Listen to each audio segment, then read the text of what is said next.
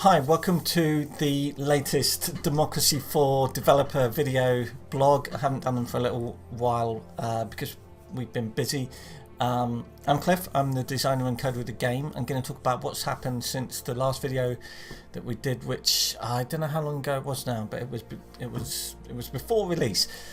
So if you did not already know, the game is now out of early access, so it's kind of on full release. That doesn't mean we've completely stopped working on it at all. It just means that it's no longer like constantly changing and stuff like that. So it's kind of safe to buy it if you like playing finished games, in so much as any PC game is ever finished these days. There's a constant sort of push to always update things, which isn't always for the best. But anyway, whatever. So the game is released. The game is doing really well. Thank you to everyone who's bought it. Thank you to everyone who has told their friends to buy it, bought copies for people, tweeted about it, done YouTube videos about it, stuff like that. It's all vastly appreciated because there's a lot of games that come out and it's really hard to get noticed at all. For people who are really new to the game and have only seen it very vaguely, I'm just doing this for you because this is dark mode. There's different color palettes that you can have, and if you don't like a bright glaring UI, then you can have dark mode that looks like this, and it's different. And you just select it up here. You can get dark, light. I'll snap it back. There, woo! Incredibly bright. I'm going to do this whole video in dark mode just to prove that that's fine. Anyway, so since the game has come out of early access, there's been a few little fixes, and we're sort of working towards doing the first post-release update. And I'm just going to run through some of the stuff that's gone in. Before I do that, if you have only just bought the game and you haven't already reviewed and you like the game, please leave a Steam review. It's really helpful for indie devs if you leave a Steam review. That's much more important than you tweeting about it or anything like that, because it helps the score. The score's pretty good, but like it can always be better, right? Generally speaking, people review a game if they're annoyed with it. If you like the game and the review score looks okay, you don't feel compelled to go and also give it a positive review. You don't have to write a huge, great big in-depth analysis. You can just say that, you enjoyed it, whatever. It's really helpful if you could leave a Steam review. Thank you so much, and thank you for everyone who has already done that. So some of the stuff that has cropped up since release. We had a load of new people going through the tutorial, and there were a few places where the tutorial windows would pop up and you kind of get stuck because it let you click things that you shouldn't, stuff like that. So I fixed a bunch of them, so those fixes will be going in. Something that is being tweaked for the next version is the evaluation of whether or not the player is winning. The game has a few kind of like subtle, hidden from you auto balance systems to keep it challenging. You can see here my popularity is like 100% or something. This is a really old save game that I'm using as a test, and what I'm explicitly trying to do is to stop that sort of thing happening. The game should always be a challenge. So we changed a few things. The game has a different evaluation now of how much you're winning based on your debt and your deficit. It takes like loads of things into account and works out, is the player finding the game too easy? And one of those things is your debt. Actually, you can see I've loaded up this really old save game, and immediately the GDP has been pulled down slightly by balance changes, so that's good. Something it now takes into account, which it never used to, was threats. This is like terrorist threats. It used to take into account how many threats there were, but if there's no threat and everyone loves you, which is like this, which is unlikely, then that's taken into account in the balancing thing, because that implies that the game is currently a little bit too easy for you. Anyway, a lot of that has gone in, and that will improve the game.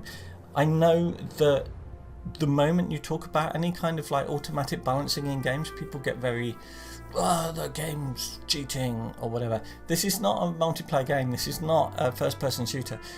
The objective of this game, from the point of view of the designer, and that's me, is to make sure you have fun.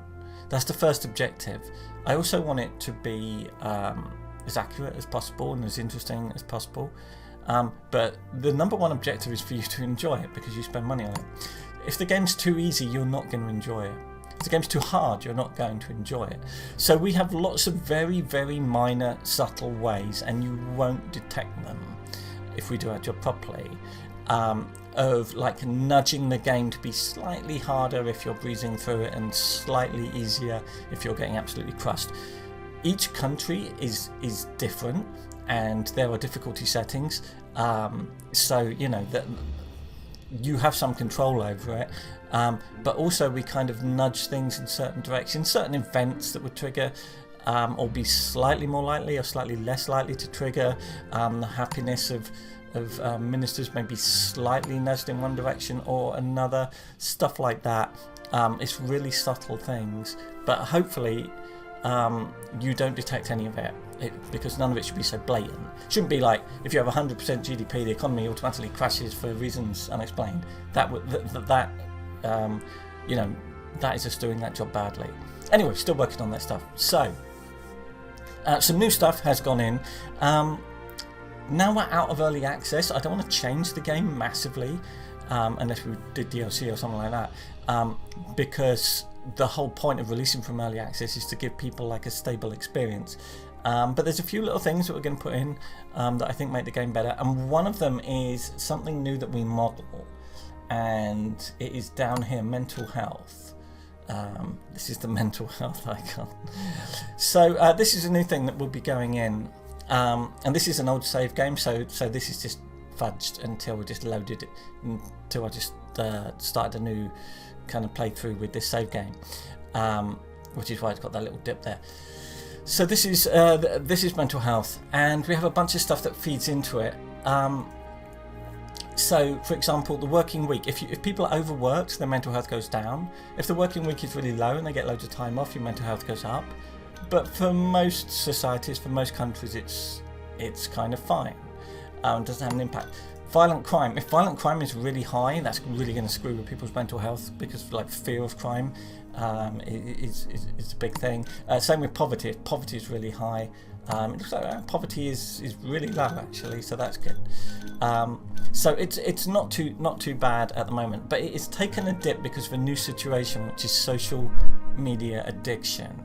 So this is basically Twitter. So this is a new situation that we've got, where people spend far too much time on social media, far too much time on smartphones, arguing and getting angered by people. If you think it's triggered really rapidly there, it hasn't. It's just because, like I say, this is an old save game from before this was in the game, so you know, it would have gone up gradually, so ignore that chart.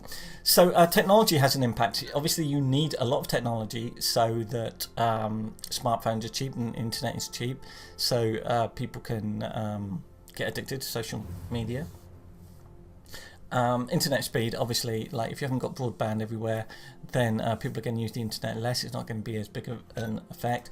And GDP, and these are all quite extreme things here. So you have to have high internet speed, high GDP, and good technology. And if you get that trifecta of stuff, then you will probably end up with a social media addiction problem, which will affect mental health. To a certain extent, it will upset everyone. These little dots aren't on that line again because this is an old save game and it hasn't taken full effect yet. There's delays on this stuff, right? Same with education. So the suggestion here is everyone spending all their time arguing on Twitter is basically sapping productivity. It's damaging people's mental health. It's upsetting everyone slightly, and it's impacting people's education. And that is because people fall for like conspiracy theories and fake news and stuff like that.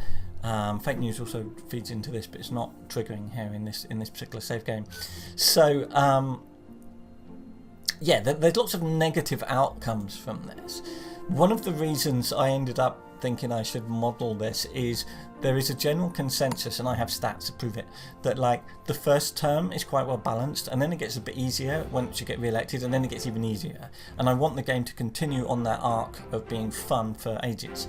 So we're kind of like casting around thinking, what are the downsides to high values of stuff we currently like in the game, which is technology and the economy. And there are loads of downsides. So, for example, a booming economy often leads to a lot of inequality, and technology can lead to unemployment. But we're also adding other stuff in there like this, so social media addiction. Now, you can't have a situation that you can't fix, because otherwise that's just frustrating and it just seems like the game is cheating. So we have policies to regulate social media. This is a new thing as well. And you've got all these options here. So down here you've got, like, we can kick extremists, like we can kick the Taliban off Twitter at this point. Right. Without this policy, anything goes and things are bad. So we have that. Then we have like takedown policies where, and the implication there is that there are rules governing, hate speech and mobs and everything online, and that you have a policy to take down, blatantly fake news or conspiracy theories. Then you have active monitoring, and with that I'm thinking more like you have an army of like government people going through Twitter checking that people are not causing trouble. Basically we're at this in the UK, and the EU is moving to sort of this. This I'm not sure. I mean, like China obviously has this. Then you have like age restrictions, and we kind of have that. And the US has that, COPPA, which is this stuff that basically you have to have a load of safeguards that mean that, for example, if you're 10 years old, you can't have a Facebook account or an Instagram account, I don't think. It's total nonsense, because you just tick a box going, yes, I'm 18. It's a little bit like on Steam when you tick a box saying I was born in the year 1900. Can I now look at this restricted game? It's nonsense, but you'd imagine that like something like that in China, for example, would be more heavily enforced, and you would not mess with it. Time restrictions is a thing that the Chinese is kind of like doing with video games, where if you run online games, you have to boot people off after a certain number of hours and not let them back that week or whatever. And this is something that some people would say you should have with social media. Like, if people tweet like 500 times a week, is that healthy? Is that worrying? Great for Twitter's profits, and Facebook, Reddit, whatever, but possibly worrying, It depends on your point of view. And then we have a total ban. We just ban social media. I have to admit, like, if I could press a button and ban social media, I probably would, because I think the net impact on society has been negative. Internet, brilliant. I wouldn't have a business if it wasn't for the internet. And brilliant for education and all sorts of things. Social media I'm not a fan of at all. I think it's been weaponized just to make money. Kind of destroy the mental health of countries in order to make money for billionaires, really. But of course, like, the liberal in me thinks, well, you can't ban people from communicating on the internet in a forum.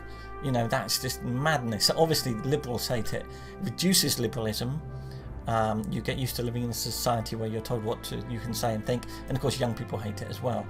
But maybe you need to do this. Maybe you need to do this because this is having too much of an effect on this, which is pushing up healthcare demand, which pushes up this cost, and you can't afford it. Maybe.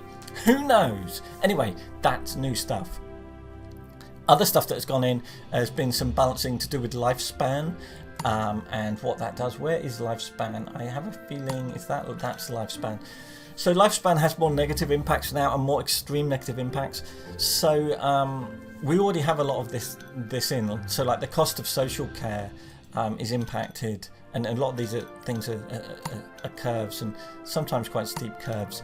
So the point is that if you extend lifespan, you're keeping people alive, and that's great, but you're adding years at the end of someone's life. So if everyone retires at 65 and then they die at 70, economically speaking, that's pretty good. But if everyone retires at 65 but they die at 110, oh my god, economically this is worrying. Because how do you pay for those people to have a state pension or any kind of welfare? Or how do they manage to save? Even if you'll be retired for 60 years and you need to save your own private pension, that reduces your consumer spending. So there are big cost implications and economic implications now stronger than they used to be for having a long lifespan. And it's one of those things that I think is interesting to model in the game. There's a TV show I used to love, Yes Minister, has a classic thing where they're talking about banning smoking, which we probably have here somewhere. Banning smoking must be somewhere. Oh no, hang on, I'm playing South Korea, they love smoking. Maybe not then. And anyway, in this TV show they're talking about banning smoking, and they say we must ban smoking because it kills hundreds of thousands of people. And they say, yeah, but that saves the National Health Service a fortune, because otherwise they'd live longer and it costs more money. And that is a true dilemma. I mean, it's crazy, right? We should want to keep people alive. But anyway, it should be modelled in the game, and that will make the game better in the long run. So that's new stuff that's going in. This is Democracy 4, in case you're wondering what on earth this is. So still working on the game, still putting stuff in. Still balancing this social media addiction stuff and regulations and everything. Interested to know what you think about that, whether or not you think we got the effects right and stuff like that. Thank you to everyone who has bought the game. Thank you to everyone who has reviewed the game and is tweeting about it and all the rest of it. I know I bang on about it a lot, but it is so helpful. It's such a constructive thing. And also, in all this discussion about social media and its ills and angry hate mobs on Twitter and stuff like that, isn't it good to put some good stuff out there? It doesn't have to be my game. Like, you know, if you bought a laptop and it's great, or you bought a cuddly toy and it's great, leave a good review. You know, why not spread some happiness onto the internet to diffuse all of the anger and the you know, that's a good thing worth doing. Anyway, that's totally off topic. This is Democracy 4. Thank you for watching. We're still improving the game, and I'll do another video in a few weeks when I've got a bunch of new stuff that's going to go in. Thanks for watching.